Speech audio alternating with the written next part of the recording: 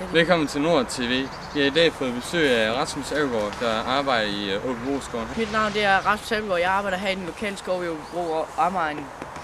Det er en rigtig fin skov med masser af muligheder for sjov og spas, som f.eks. at køre en tur på en cykel med dine venner og køre lidt mountainbike. Og man kan jo også altid finde plads til at spise noget kage eller drikke en sodavand. Vi har rig mulighed for at drikke sodavand over på den sådan lokale legeplads-ting, som også ligger her i skovens område, hvor der er en rigtig fin bålplads og en rutsjebane og sådan noget, så den synes jeg lige, vi skal prøve.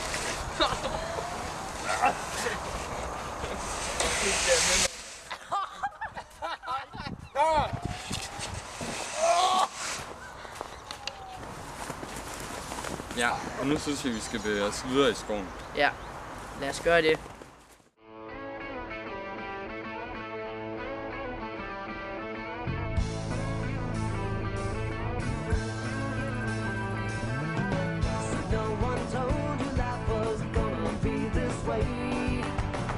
Job's a joke you broke, your love life's the away. It's like you're always stuck in second gear. When it hasn't been. Og her mens der vinder, kan man jo altid godt slå sne. Elsa? Skal vi ikke lave en snemand? Kom ud og lege med mig.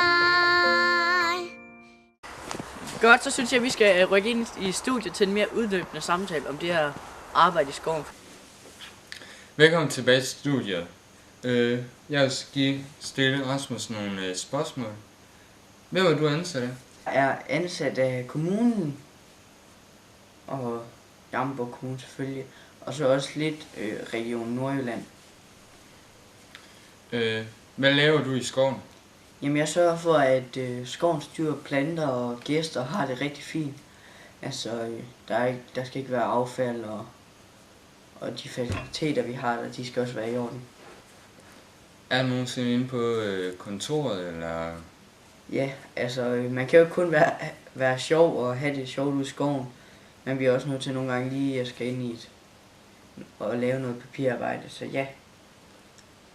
Hvad er det, der er så godt med skoven?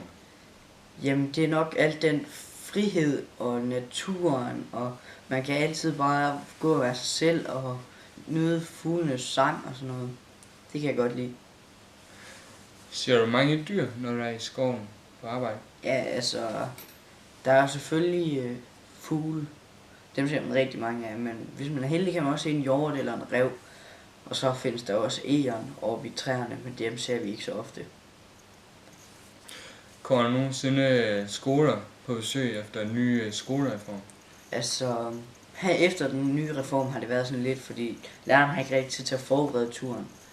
Så dem, der har været, så har jeg forberedt turen. Men ellers har børnehaver været et sted. Men inden reformen, der var rigtig mange. Hvad er det værste, du har været udsat for i skoven?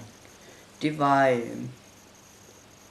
nok dengang for et par år siden, hvor der var nogle unge drenge, der tog en jeep, eller en jeep var en stor bil, og så fræste de hele det nye stykke plantet skov op. Og det kostede rigtig mange penge for kommunen at få det etableret igen. Heldigvis blev de vundet. Hvad med hærværket, som er tager det som alvorligt, eller? Jamen altså, hærværk, de bliver anmeldt for det samme, som hvis de er spraymalet på et eller andet. Men altså, der sker hærværk i skoven, altså, er lige fra, at folk de giver sig til at save i de der rutsjebaner, og folk de spraymaler på træerne.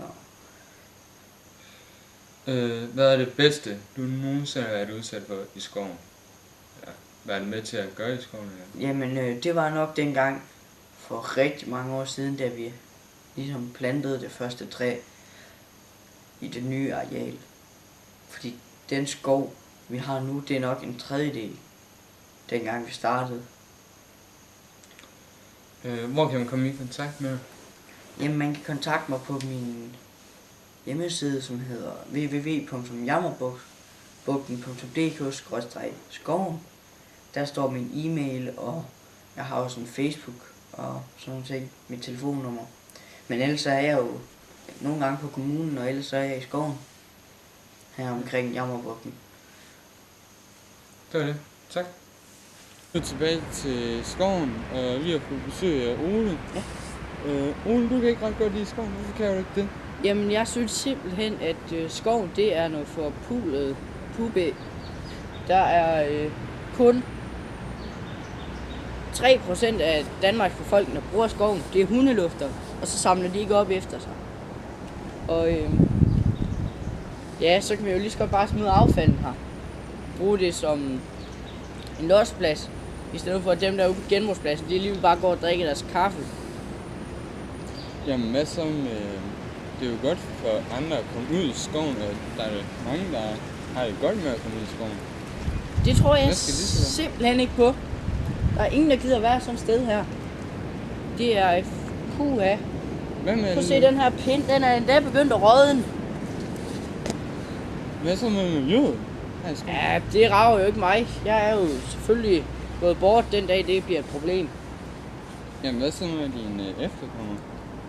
Ja, det er jo så det er et ret godt spørgsmål, men til den tid, så har de der kloge hoveder nok haft tid nok til at så tænke på en løsning. Så må vi finde på nogle elbiler eller et eller andet der. Og så bilerne ikke sviner, og så kan vi så svine her. Ja, hvad så med alle dyrene og sådan noget? Jamen, jeg er vegetar. Så Ja. det er lidt lige meget. Hvad med alle dem, der ikke er vegetarer, som der godt kan lide sådan en stor bøf? Jamen, de må også blive vegetarer. Jamen, er jo sådan, at de ikke ret godt kan lide en grøntsager, og de hellere vil have noget kød i stedet for. Jamen, det er jo så deres problem.